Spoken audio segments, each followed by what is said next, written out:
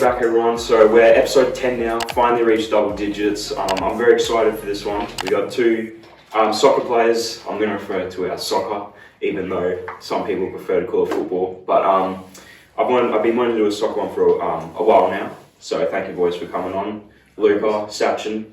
We're just going to get straight into the questions. Alright. First thing we ask all of our athletes when they come on is, how'd you get into your sport? What's the journey been from when you started to now, which would be under 18s?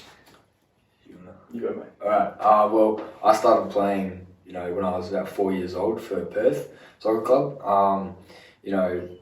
My dad playing soccer, always getting up to watch the soccer. You sort of brought up into it. It's like bloodline. Yeah. And then just from there, I've just, gone from few different clubs, played for Subi for a bit, Balcata, Floreat, and I'm back at Perth now. What about you, Sachin? Yeah, look, pretty similar story to Luca, starting up at around the age of 5 at Wembley Downs. Yeah. Dad used to play there, so it kind of just brought me into it. He loved his soccer, he was pretty good at it, so naturally I kind of just went into the sport and played there for a good amount of time, and then I've been at Floreat for about 7 years now. Yeah. So really enjoying it, but just my dad's love for soccer, that's basically how I got into it. Yeah, because when I played soccer, I used to play at Wembley Downs, and then I went to Floreat, but then I stopped. So a bit similar to you, but obviously you've kept going, which is good. Were there like any other sports that you boys played growing up, whether it's current or in the past? Any other sport? Is it just been soccer? Well, do you want to go? I don't know. You go. Yeah, I think. so I've done a few amount of sports. I've done cricket, I used to play quite a bit of cricket for a few seasons. I was actually lucky enough to be coached by Adam Gilchrist. Oh, okay. So he was my coach for a few years along with my dad. I do water polo for school, played out of school for a little bit. Played Auskick back when I was really young. I don't know. Soccer's been just like a progressive thing throughout my whole life. It's always been there, and now it's just ramped up the past 5-6 years. Yeah, fair enough. What about you, Luca? Played any different sports? Not really, Just been soccer. Soccer, I played water polo in year 5. No, actually, no, it was tennis in year 5. This is for school. Oh, tennis, okay. Bit of tennis, then I played water polo in year 6. Yeah. And in year 7, I played basketball, and then a bit of cricket, and then rowing, and then, I do rowing now. Yeah. The rowing hack. Yeah. Were there any junior memorable moments? Doesn't have to be soccer, just sport in general, from when you were younger, or could even be recent, now. Probably for me, when I was in the year 5, when we played in junior school for Trinity, we had the state competition, and so it goes, quarter-final, semi-final, and then finals all on the same night. Yeah. And the quarter-finals, we won, I think it was 5-1, bagged the hat-trick. And then the semi, we won 2-1 against, this was probably our biggest game of that night, scored a brace, so you'd love to see it. And then the final, I scored in the last minute, and we won, and then got MVP for that. But that was probably, nothing really comes close, and it's kind of sad because I was in year 5. It's still a moment, mate. Yeah. What about you, Sachin? Honestly, you're just taking it right out of my mouth. That's the first thing that came to mind. Year 5, that whole competition. It's such a good bunch of blokes playing back then with Mr. Thompson as our coach. Yeah. That's when football was really enjoyable. There was no stress about winning leagues or performing. Just go out there with your mates, do well, and have fun. So, and that team was a very good team as well. That's what I've heard from the junior school times. What was that? What was that streak going? We were undefeated. We were undefeated from year 5, year 6, year 7, 9. Year 9, year 10. Yeah. That's when everyone sort of decided to. I think as soon as I joined, I think I'm undefeated for year 9, and then we lost. So I ruined the streak. But speaking of PSA though, that's actually my next question. Obviously there's people who, the teachers and all that, the PSA system, you have to stay committed to your PSA school. But then there's also players who want to excel in their club. So what are your opinions on staying committed to PSA and then balancing out club? Well, you can. Alright. He's got a big spiel. No, not really. Well, I think having balance comes with good communication from the school and the club. Getting a fair amount of time or playtime for school, and then a fair amount of playtime for club. Being able to like communicate and stress like both sides of the story, I think is really important. Yeah. But in terms of school, I love playing school. You know, I love playing with mates, and it's like it's stress free. It's like the brotherhood as well. Yeah, exactly. You know, Yeah, you it's good can fun. you can rally around each other, and then you know, club's a bit more on the competitive side. You know, it's a bit more serious, better training regime, stuff like that. But personally, I didn't pick school because I just found my development would be better at a club in a club scenario. So that's why I did decide to not choose soccer this year. Yeah. But yeah, I feel like the school and the club really need to communicate to try and integrate the leagues better, so that us being a PSA and an NPL player can actually have the best of both worlds and you know, compete in both, because I'm sure like 90% of us would love to play for both. Oh, yeah. So yeah, like another thing is touching away from, you know, just soccer players. There might be people who don't want to just play sport, but because they go to a PSA school, they have to play sport, and it wastes, not necessarily waste, but they don't, you know, they could be doing something else they want to do on a Saturday morning. Yeah. But no, they have to go play, you know, a sport they don't really care about. Yeah. And so it just, yeah. Yeah, I don't know. I feel like I was thinking like maybe make it compulsory to like a certain year, and then maybe when like year 11 and 12 it's not compulsory anymore, because like the people who want to continue can continue represent the school.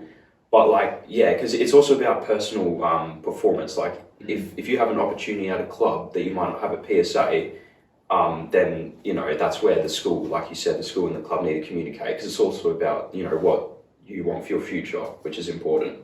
But yeah. And you guys are in the off season now, is that correct? Do you finish your soccer? Yeah. So what does like an off season usually look like for you, like training wise? Do you like keep at it, or do you have a bit of a break? I have a break. You know, I'll go for a couple runs a week. Yeah. But you know, it's a very, during the season you always, you know, you've got, or I don't know about you, or you same as you, we've got 3 training sessions a week and a game. And then you're doing your own stuff in between that. It's a lot. And so yeah, it builds a lot of tension on your body, and so you just need to, you know, relax for a bit. Like our coach, he said, you know, just have a rest for 6 weeks, don't do anything. But yeah, if I do that, then I'll, you know, lose a lot of fitness, and I want to keep that up. Yeah. What about you, Sachin? Yeah, pretty similar. We have about a 6 week break until about mid to late November, when we'll start up our pre-season or our summer program. And that's when basically we'll gain all our fitness back, doing beach runs, all the dirty work, basically, all the behind the scenes before the season comes. But personally, yeah, I mean, same as Luca, you know, a couple runs. Personally, I don't really hit the gym. I'm not looking to get big. I just want to stay lean and light. I feel, you know, it's just, I don't need soccer. You don't really need unless it's like trying to get strength in your legs. I mean, you can get that from running anyway. So strength and core. Gym isn't like a necessity, I think, for soccer. Maybe like footy players, you'd probably need it, but yeah. What some people do though, they mistake training for, like, they train as a bodybuilder, but they're an athlete. Yeah, 100%. That's where people, you know, go wrong. I mean, like I don't go to gym, so I don't really know what I'm talking about. But that's what I've seen is some people. Like I know a few people that they've gone to the gym and they've trained as a bodybuilder, not an athlete, and they've lost their athleticism because they're just too big. 100%. Because people try and put on too much size and they can't. They have no mobility. Exactly. That's what happens. Yeah. More of a like, you know, mental question here, athlete's mind. Are there ever times where like soccer can become too stressful for you, whether that's before games or after, and how do you deal with that? Well, yeah, for sure, because, you know, like I was saying before, you train so much during the week, and just to go and lose on a weekend, you don't want to do that. So you're putting yourself under pressure for, you know, not really for no reason, sort of, because, you know, it is, you train a lot for, like, your result at the end of the week, but it is just, you know, under 18s. It's not like the Champions League final. But there definitely is pressure, you know, before games and after when you've lost, but you've done all that training prior, and you're like, well, it's like a waste. And did you do anything to like deal with that towards anyone? Well, you know, halfway during the season, you know, my first half it was all right, but I just said to myself when I was in the change room before a game against Perth Glory, I was like, you're probably going to lose, just go out and have fun. Yeah. You know, play your game, have fun, and I ended up playing pretty well. That's good. And then for the rest of the season, I just said, just have fun, don't put pressure on yourself, and yeah. Yeah, it worked out for you. What about you, Sachin? Yeah. Look, like situation, like every game's going to be stressful. If you're not stressed, then you don't really care, right? So if you're stressed out, you just kind of got to deal with it. It's just a part of the game. It's just part of the love of the game. So you just got to move on. I don't have any particular way of dealing with it. I kind of just look at the positives that you've done. You know, listen. The coach always got something to say. They'll always give you like the negatives that you've done, but you know they'll always tell you. This is the gap. Yeah, and I was about to say that. You know, like there's been some emotional times. Oh. But you know, my dad, diehard supporter. Yeah. Yeah, you know, it can get to you sometimes, but Just got to keep pushing. it's all for the love, you know. Yeah. But yeah, emotions, stress, it all comes with, you know, being an athlete or whatever you want to do. You just got to find a way to get past it. And, you know, that's what will separate the players from the athletes. Fair enough. Yeah. Going away from the mental side, what's the worst injury you have experienced in any sport? Well, the list is quite lengthy for me. Yeah, go on. We want to hear it. All right, I'll run you through the list and then I'll let you decide which one you think the worst is. I've torn my quad. I've torn my groin. I've had stress fractures in my hip. Jeez. I've had severs. I'm not quite sure if you know what that is. It's just like this heel. It's like a growing thing. It's just you basically can't walk on it. It's just it's just like really tightness at the back of your heel there. What else? Hamstring, light strain. You know, everyone gets a strain every now and then, but those are probably my worst three. The quad, the groin, and the hip. So as you can imagine, stress fractures, you can't really do anything about it. It's not a muscle. It just takes rest and rest. It'd be frustrating. Yeah. And did you get those injuries from playing, or was it? Well, the quad, funnily enough, I did that at water polo. Oh. So I was taking in the rope. It was the worst thing that could possibly happen. I was taking in the ropes, you know, on those big things where you pull the ropes in, the lane ropes, and I pulled down on it, and the quad, it's just torn because I didn't warm up or anything. So I've gone down, and as I've like squatted down, it just tore. And then, the initial pain was like quite minimal, but you could definitely feel that something happened. Yeah. So I jumped in the pool, I did the session, and then afterwards I was like, far out, this is killing. But jeez. The worst I'd have to say would be my hip, only because recovery time and rehab would definitely took its time. Fair enough. Luca? Oh, well, I've been pretty lucky with injuries, you know, touch wood. My worst one probably though was around the same time he did his hip. I got 3 stress fractures in my foot. And, you know, it's just an overload of playing too much sport. I was playing school, I was playing club. This is when, you know, you're playing on a Friday for school and playing on a Sunday for club. Yeah. And it just completely blew up. I think, you know, I just thought it was a bruise on my foot and go away the next day, so I kept playing. And then it got to the point where I was like, I can't walk on it. And so I went to the physio, got some MRI done, and 3 stress fractures, and they said if you stop playing, like, you know, 4 weeks ago, it would have cut down my recovery time from 6 months to a month and a half. Jeez. So I was in a moon boot for about 4 months. And then, That's a long time in a moon boot, I think. Yeah. Do you think it's important to find a balance between like working hard at soccer and having fun? Oh, for sure. Yeah. Oh, yeah. And because like I know there's a lot of people that like find it hard, like, you know, they might spend too much time partying or too much time, you know, working hard at their sport. How do you try and find that balance? Well, how do I? You go. Alright. And maybe on the holidays you might spend more time partying or it's really important to get that balance. Yeah. First, it's just if you overload yourself, you're not going to enjoy what you do. So soccer, I do it for the enjoyment. I do it because it keeps me fit. It's a good social activity. But if you're doing it just for that, then it becomes kind of a chore instead of like an opportunity to play and more of a hobby or something that you enjoy doing. So I feel the balance is really important, but yeah, having a good social life and a good bunch of mates really helps kind of balance out the stress and the weight of performing and just physical like exhaustion with going out on a Saturday or going out after school and having dinner with mates. It's really important to get that balance to enjoy the best of both, because if you do too much you won't have time for the other. But a lot of people find it hard to find that balance, but it's good to have that. It's very true. Like what I was just thinking before was, if you're good enough you'll get picked up. You don't need to stress about it, just go out and have fun, and then if you have fun you'll play better. Well, that's from my experience anyway. And then if you're good enough, you'll end up you'll go somewhere. So there's no point in putting all this pressure on yourself when there's no need, you know what I mean? Yeah, very true. Who is someone that you look up to or have looked up to in soccer? Any coaches or players that you take advice from? Probably my dad. Your dad? Yeah, for sure.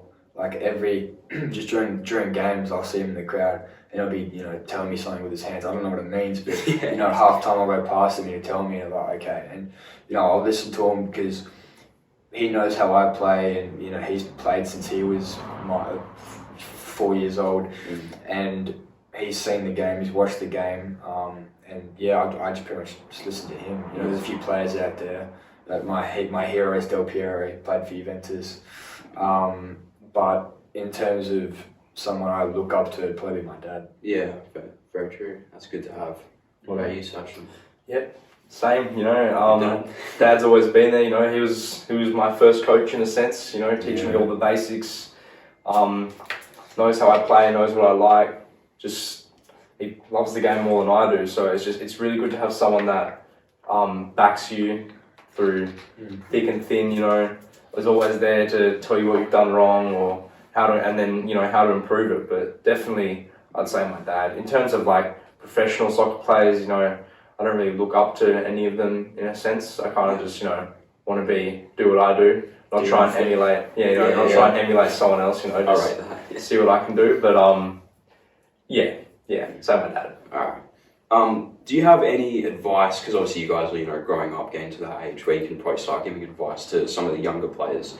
What would you say to some soccer players that are trying to make it to a high level in sport? Have fun. Just have fun. Like I was saying before, if you're good enough, you'll get picked up.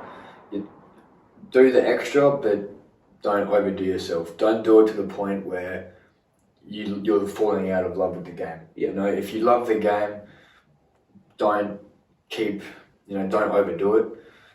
Do the things you need to do to get by. Keep up your fitness. Do a bit of skill work. But I go on TikTok and I see these people who I'll never see again, ever. But they're waking up at 4:30 in the morning or going out at 9 o'clock at night to go play.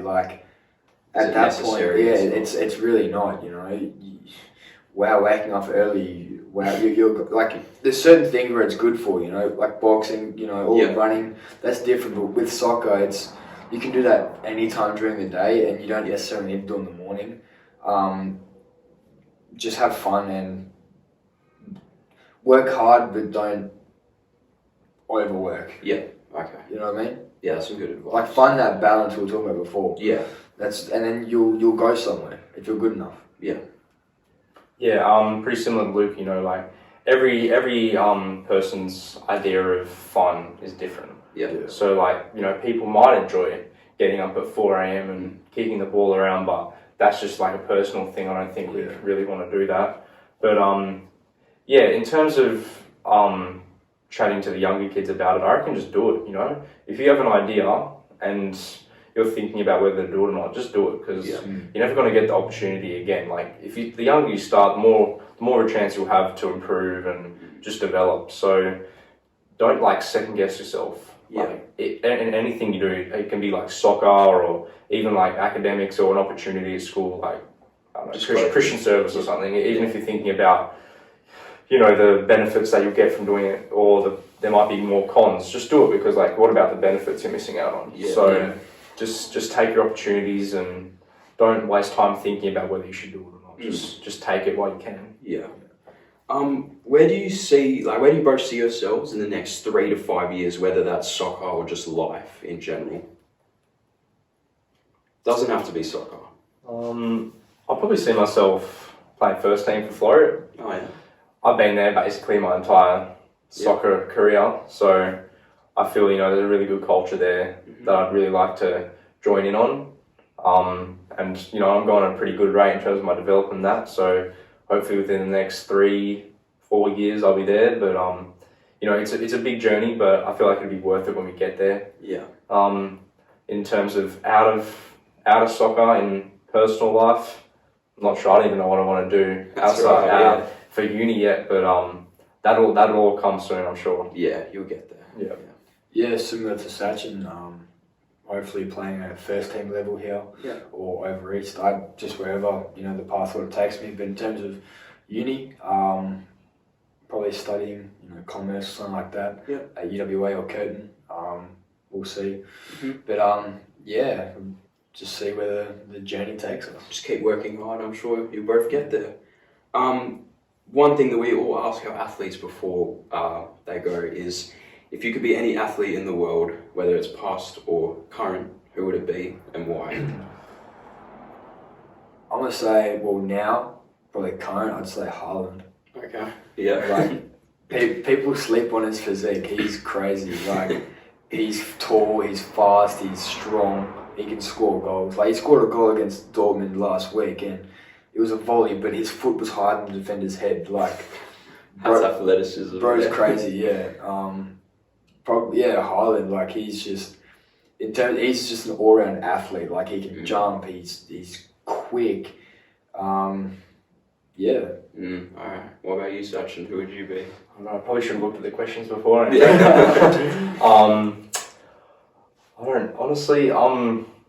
don't know. It could be any athlete. Like it doesn't have to be soccer. Yeah. I feel like any. Yeah, I feel like any kind of professional league defender. Yeah. You know, they're there for a reason. Delete, he's huge, bro. Van Dijk, whoever. Just, you know, they've gotten there for a reason. They have all the qualities that I wish to have as a defender, you know, to try and get me to the next level. But no one in particular. I feel if I can just get the best out of me, just be yourself. So. It's a good answer. It's a good answer. You've got to be different. Yeah, you got to be different. Just before we go, because I'm curious, Messi or Ronaldo? Messi. This is easy, Messi. There's no debate. Yeah. I was having this conversation with my dad actually. There is no debate. People mistake a good goal scorer for one of the best players in the world. They're two completely different things. Like look at Haaland and Mbappe, right? They score so many goals, but they're not considered one of the greatest of all times. You know what I mean? They're not going to be because they score goal, and that's what Ronaldo's a goal scorer, one of the best, probably the best goal scorer in the world, but right? Not the best player. Not the best player. Messi's all around. He's different. He's not human. Yeah. He scored a goal against Bilbao that literally defied physics. It's not a question. Like it's Messi. It is. It's. I mean, but before this interview, well, like, obviously I don't watch as much soccer as you guys probably do, but I was leaning towards Ronaldo. But after you've sort of put that into context, I kind of see what you mean. Like, you know, Ronaldo's best goal scorer, but best player would be Messi. Yeah, and you would agree with that, Sachin? Yeah, 100%. Like, Luca will be able to tell you more about it than I can. But, I don't know. Yeah, he's basically summed it up, you know. I think Messi just all around. Yeah. He's just a more influential player on the game. You know, Ronaldo.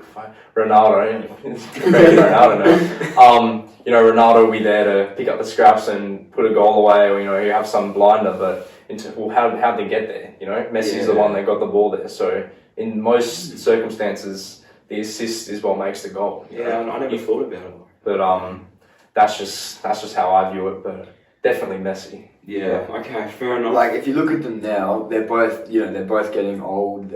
One's playing in a farmers league, the other's playing in the Prem, but you can base the best player in the world off how they play in a bad team. Like Messi still stands out for Argentina. It's not a bad team, but it's not, ideal. Look at Ronaldo when he's playing in a pretty dusty United squad. I'm not going to lie. Like you got Bruno Fernandes and you got Slabhead at the back. Apart from, it's legit only Bruno Fernandes that's half decent in that team.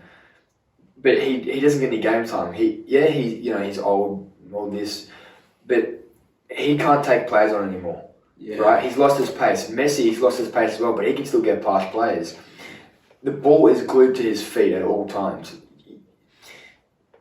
Like in terms of greatest of all time, I'd probably say Maradona is, because he's got the ability of Messi and the leadership of Ronaldo. Like if we're down 1-0, there's 15 minutes to go, I'm going to sub on any player and be Maradona. Like in terms of Messi and Ronaldo, Messi is clear. Okay, clear. Oh, wow. Clear. Yeah, fair enough. Clear. Okay, I rate that. Well, I think that about wraps it up. Thank you boys for coming on. It means a lot. It was great to finally do a soccer one, branch out. We've done too many footy ones, so I wanted to do a soccer one. So yeah, I wish you both the best for the future of your career. Thank you. Do you have any questions for me? Anything you want to say to the audience? What are your plans for the next episode? What do you got anything in the making? Oh, I do have something very special coming. Actually, it's already been filmed. It's already been edited. It's something I don't really want to give away too much, but it's something branching out from interviewing in the studio, if that makes sense. But yeah, it's coming soon, so yeah, keep an eye on it. I'm sure you will love it. Anything from you, Luca?